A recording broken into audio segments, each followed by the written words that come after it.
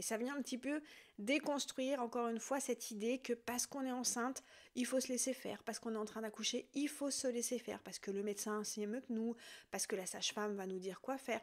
C'est un petit peu déjà le premier pas pour reprendre le pouvoir sur son accouchement, de se dire ok, j'ai quand même des droits, je suis en train d'accoucher, je suis quand même une femme qui a des droits et surtout ces droits doivent être respectés. Bonjour et bienvenue dans Kiffe ton accouchement, le podcast qui dégomme les clichés sur l'accouchement. Je suis Amandine, entrepreneuse et j'adore dégommer les clichés sur l'accouchement. Ici c'est sans tabou et sans prise de tête, alors installe-toi confortablement et c'est parti pour un nouvel épisode. Bienvenue dans ce nouvel épisode de Kiffe ton accouchement et cette semaine je vais vous partager les 3 red flags, les 3 signaux d'alerte qui devraient vous mettre la puce à l'oreille concernant votre maternité, surtout si vous voulez accoucher sans péridurale. C'est important de savoir déjà que chaque maternité a des protocoles différents, a des accompagnements différents, a une vision différente et voilà pourquoi c'est important d'aller vous renseigner pour justement pouvoir détecter les signaux, les red flags qui serait un petit peu, on va dire, incompatible avec un projet sans péridurale. Alors moi, pour mon premier accouchement, je ne savais pas que les maternités étaient toutes différentes. Pour moi, vu que j'avais vraiment cette vision hyper médicalisée de l'accouchement, en pensant que j'allais à la maternité, on allait m'accoucher, j'allais en ressortir avec mon bébé dans les bras, je ne me suis pas renseignée du tout sur ma maternité. J'ai pris la plus proche de chez moi. Je pense qu'on est très nombreuses à faire ça. Quand on a cette vision un petit peu de l'accouchement dangereux, qu'il faut vite prendre en charge parce que la femme serait en danger, on a cette idée qu'il faut prendre la maternité la plus proche de chez soi. Et ça peut être effectivement une grosse erreur parce que quand on veut accoucher sans péridurale, il faut quand même choisir le lieu où on va accoucher et savoir s'ils sont en accord avec ce projet. Il y a des maternités qui voient l'accouchement encore comme quelque chose de très médicalisé, qu'il faut prendre en charge, qu'il faut assister, surveiller, il faut absolument suivre le protocole à la lettre pour pouvoir soi-disant garantir la sécurité de la femme et du bébé. Et il y a d'autres maternités, heureusement, qui sont un peu plus à tendance physiologique, qui laisse davantage la femme accoucher comme elle souhaite, en étant libre de ses mouvements, sans forcément tout venir examiner, surveiller, faire en sorte qu'elle rentre dans des cases. Elle a beaucoup plus cette liberté d'accoucher comme elle souhaite, tout en sachant que l'équipe médicale est à ses côtés s'il y a une quelconque complication. Dans certaines maternités, c'est vraiment la médicalisation qui est au centre de l'accouchement, et avec un peu de chance, la femme, elle peut accoucher de façon moins médicalisée, voire sans péridurale. Et il y a d'autres maternités où c'est le contraire, où c'est vraiment l'accouchement qui est au cœur de l'accompagnement, et la médicalisation, elle vient dans un second temps s'il y a besoin. Et c'est important que vous puissiez choisir votre maternité en accord avec ça, parce que si vous voulez accoucher sans péridurale et que vous êtes dans une maternité qui est convaincue qu'accoucher c'est dangereux, qu'il faut tout surveiller, que si votre col ne s'ouvre pas d'1 cm par heure, ce n'est pas normal, qui vous oblige à être allongé, à pousser quand il le décide, c'est un petit peu plus compliqué de respecter la physiologie, de respecter les hormones, de pouvoir que la femme puisse accoucher comme elle souhaite. Avant d'aller plus loin, je veux juste refaire un petit point de rappel. Si vous avez écouté plusieurs de mes podcasts, je pense que vous le savez déjà, mais c'est toujours bon de le rappeler. Le protocole dans votre maternité n'est pas au-dessus de la loi. C'est-à-dire qu'il faut votre consentement et on doit normalement vous demander votre accord. Malheureusement, c'est pas comme ça dans toutes les maternités, mais c'est important de savoir que c'est pas parce que vous choisissez telle maternité et si on vous dit ici c'est comme ça madame, vous n'avez pas le choix. Déjà là, ça doit vous mettre un petit peu la puce à l'oreille. Le protocole, il n'est pas au-dessus de la loi et vous devez donner votre accord pour absolument tout. Et surtout, vous avez le droit de refuser, voire de négocier certaines choses qui vous seraient proposées, voire imposées. C'est vraiment important de vous rappeler que le protocole est négociable sur tous les points. Il y a des choses qui vont être plus difficiles à négocier, mais c'est pas parce qu'on vous dit ici c'est comme ça madame, que vous n'avez pas en fait votre mot à dire et que vous n'avez pas le droit de dire ok, j'entends que chez vous c'est comme ça, mais moi j'aimerais faire différemment. Qu'est-ce qu'on va pouvoir trouver comme terrain d'entente pour que vous, ce soit pas trop éloigné de votre protocole, mais que moi ce soit pas non plus trop éloigné de mon projet d'accoucher sans péridurale. Donc, petite piqûre de rappel, le protocole n'est pas au-dessus de la loi et absolument tout est négociable parce qu'il faut votre accord pour tout. Et ça vient un petit peu déconstruire encore une fois cette idée que parce qu'on est enceinte, il faut se laisser faire, parce qu'on est en train d'accoucher, il faut se laisser faire, parce que le médecin sait mieux que nous, parce que la sage-femme va nous dire quoi faire. C'est un petit peu déjà le premier pas pour reprendre le pouvoir sur son accouchement, de se dire ok, j'ai quand même des droits, je suis en train d'accoucher, je suis quand même une femme qui a des droits et surtout ces droits doivent être respectés. Heureusement aujourd'hui il y a de plus en plus de maternités et de soignants qui sont vraiment dans cette approche, dans ce respect du droit de la femme, le respect de son accouchement, de son bien-être, de son intimité. Malheureusement, c'est pas le cas partout, parce que ça serait le cas partout, je ferais pas ce podcast, il y aurait pas autant de femmes qui m'enverraient des messages en me disant ouais je savais pas, j'étais pas informée, j'étais pas au courant. Bien choisir votre maternité, c'est vraiment déjà le point de départ pour être au bon endroit pour accoucher. Je sais que dans certaines régions, vous n'avez pas forcément le choix dans votre maternité, et là j'en suis vraiment désolée, mais ça n'empêche pas que vous pouvez quand même vous renseigner. Mais vraiment, si vous avez le choix entre plusieurs maternités, ne choisissez pas la plus proche de chez vous comme seul critère en fait de choix, allez vraiment vous renseigner. Donc pour moi, le plus gros red flag de tous concernant le choix de sa maternité, c'est si ta maternité t'empêche de boire et de manger pendant l'accouchement parce que ça fait partie du protocole. Alors là, je parle bien des accouchements qui se déroulent bien, c'est-à-dire que tu vas à la maternité, tous les voyants sont ouverts, il n'y a absolument rien qui montre que ton accouchement est en train de mal se dérouler et on t'empêche de boire et de manger parce que c'est leur protocole. Pour moi, je pense que c'est le plus gros des red flags parce que les études montrent qu'il n'y a plus aucun intérêt à interdire une femme de boire pendant l'accouchement. Il y a des études qui montrent qu'il n'y a plus aucun intérêt aujourd'hui à ce qu'une femme soit privée de boire. Cette interdiction, elle remonte aux années 1960, quand les femmes qui devaient avoir une césarienne passaient forcément par la case anesthésie générale, parce qu'il n'y avait pas d'autre solution. Donc, ils partaient du principe de se dire, ok, il y a un risque qu'il y ait une anesthésie générale, on n'a pas d'autres moyens, on n'a pas d'autres techniques que d'imposer aux femmes d'être à jeun au cas où il y a cette probabilité qui se présente. Donc, on va dire à toutes les femmes d'être à jeun pour l'accouchement. Donc, à cette époque-là, ça se comprenait, ça s'entendait parce qu'ils n'avaient pas d'autre solution. Depuis, les pratiques ont évolué. Déjà, en cas de césarienne, le risque d'avoir une anesthésie générale est de moins de 5%. Très souvent, ils ont le temps de poser une péridurale ou une rachianesthésie. Et si vous faites partie des 5% qui devaient avoir une anesthésie générale pour une césarienne, il faut savoir que là aussi, les pratiques ont évolué. Il n'y a plus besoin forcément d'être à jeun quand on a une anesthésie générale. Il y a plusieurs anesthésiants qui existent. Il y a un anesthésiant pour les estomacs vides, dont on sait que la personne est à jeun, notamment quand on vous programme une opération, qu'on vous demande de venir à jeun, vous respectez cette interdiction, donc l'anesthésiste va vous mettre l'anesthésiant pour estomac vide. Et quand il y a un doute, quand les médecins ne savent pas si la personne est à jeun ou pas, dans ce cas-là, ils vont lui injecter un anesthésiant pour estomac plein, parce que là, voilà, ils ne savent pas si cette personne a mangé ou pas. Et une femme qui est enceinte, elle est automatiquement considérée comme estomac plein, parce que le jour où vous allez accoucher, vous ne savez pas si vous allez manger avant ou pas. Donc d'office, les femmes sont considérées comme estomac plein. Donc les solutions, elles existent, les pratiques ont évolué et cette interdiction de boire pendant l'accouchement, aujourd'hui, n'a plus lieu d'être. D'ailleurs, dans les recommandations de la Haute Autorité de Santé, c'est bien écrit noir sur blanc que si l'accouchement est à bas risque, la femme peut boire pendant son travail, pendant tout le long du travail. Donc ça, en fait, c'est juste une mise à jour.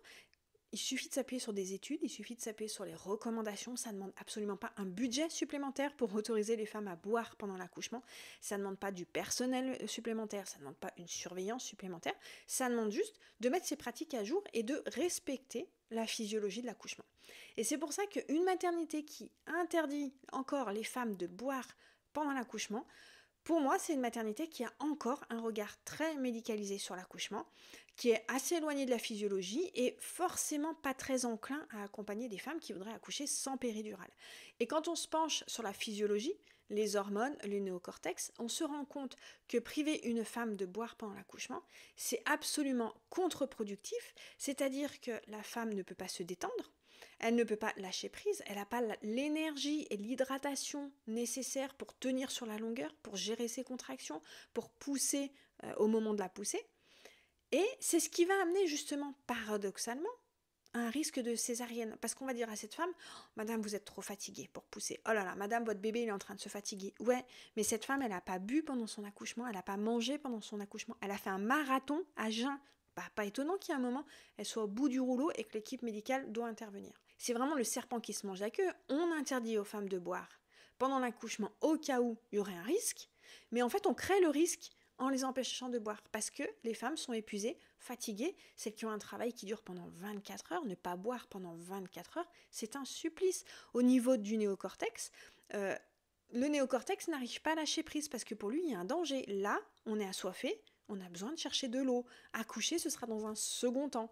Donc une femme qui ne boit pas, ne sécrète pas d'ocytocine, n'a pas de contraction efficace, et l'équipe va être obligée d'intervenir et de médicaliser son accouchement, alors qu'à la base, c'est juste parce qu'elle ne pouvait pas boire. J'ai vraiment envie de dire que si votre maternité vous empêche de boire, vraiment, posez-vous des questions. Renseignez-vous, allez vraiment gratter plus profondément pour savoir leur vision et leur accompagnement, parce que ça me semble un petit peu incompatible avec un projet sans péridurale. Petite précision, si votre maternité vous empêche de boire pendant l'accouchement, que votre accouchement est à bas risque, prenez le droit en fait. Vous prenez une bouteille d'eau, vous prenez de quoi, des petits snacks, des petits jus sucrés pour tenir sur la longueur, et vous buvez. N'allez pas accoucher sans boire, juste parce que ça fait partie du protocole. Il y a des études, il y a les recommandations de la Haute Autorité de Santé, donc là c'est pas quelque chose que je vous sors de mon chapeau en disant allez on s'en fout des protocoles, buvez tant que vous voulez. Non, là il y a vraiment des études qui montrent que ça ne sert à rien d'empêcher les femmes de boire pendant l'accouchement.